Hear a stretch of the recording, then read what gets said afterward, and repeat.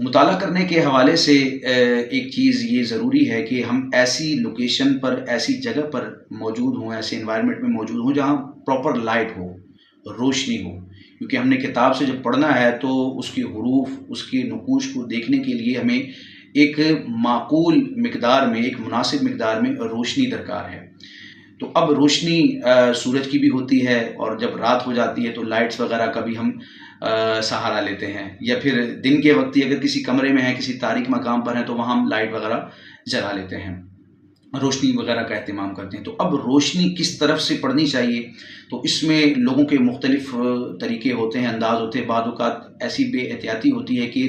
آنکھوں پر اثر پڑتا ہے، آئی سائٹ ویک نہیں ہوتی تو ہو جاتی ہے، اور ہے تو مزید اس میں کمزوری آ جاتی ہے۔ تو ایک طریقہ تو یہ ہوتا ہے کہ ہم کتاب پڑھ رہے ہیں اور سامنے سے لائٹ آ رہی ہے، یعنی ہمارے چہرے کی طرف سے، سامنے کی طرف سے لائٹ آ رہی ہے، تو یہ انتہائی نقصان دہ ہے۔ جب ہم کتاب پڑھیں گے اور سامنے سے لائٹ آئے گی اور ہم دیکھ رہے ہیں کتاب کو، سامنے سے جب لائٹ آئے گی تو ہماری نگاہ پر، ہماری آنکھوں پر اثر پڑے گا۔ ڈاکٹرز بھی اس سے منع کرتے ہیں کہ سامنے سے لائٹ نہیں پڑنی چاہیے، جب ہم کچھ پڑھ رہے ہیں تو سامنے سے لائٹ نہیں پڑنی چاہیے۔ دوسرا طریقہ یہ ہے کہ اوپر سے لائٹ پڑے، یعنی ہم جہاں موجود ہیں کتاب پڑھ رہے ہیں تو اوپر سے لائٹ آئے، یہ بھی مناسب ہے، یہ بھی درست ہے۔ اور ایک طریقہ یہ ہوتا ہے کہ ہم لائٹ کی اپوزٹ سائڈ پر بیٹھیں، کس انداز میں کہ ہمارے پیٹھ کی طرف سے، ہمارے سر کی طرف سے لائٹ آ رہی ہے۔ تو یہ ایک اچھا انداز ہے کہ جب پیچھے سے لائٹ آئے گی تو ڈائریکٹ وہ ہماری آنکھوں پر نہیں پڑے گی، بلکہ اس کتاب پر جس کو ہم پڑھ رہے ہیں، جو تحریر ہے، اس پر وہ لائٹ پڑے گی، وہ بالکل روشن اور واضح ہوگی، اور اب جب ہم اس کو دیکھیں گے تو ہم آسانی سے اس کا مطالعہ کر سکیں گے۔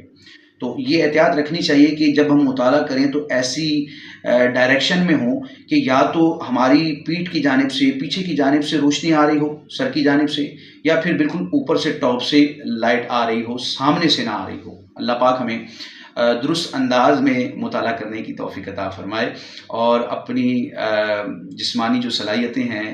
بینائی ہے، سماعت ہے، قوت گویائی ہے، اللہ پاک ان کا اچھا استعمال کرنے کی توفیق عطا فرمائے، اور یقیناً یہ اللہ تعالیٰ کی نعمتیں ہیں، ان کی قدر کرنے اور ان کی حفاظت کرنے کی بھی توفیق عطا فرمائے۔ کوئی ایسا کام نہیں کرنا چاہیے کہ جس سے ہماری جسمانی صلاحیتوں میں، ہمارے اعضاء کی جو پرفارمنس ہے اس میں کوئی فرق آئے یا خلل آئے۔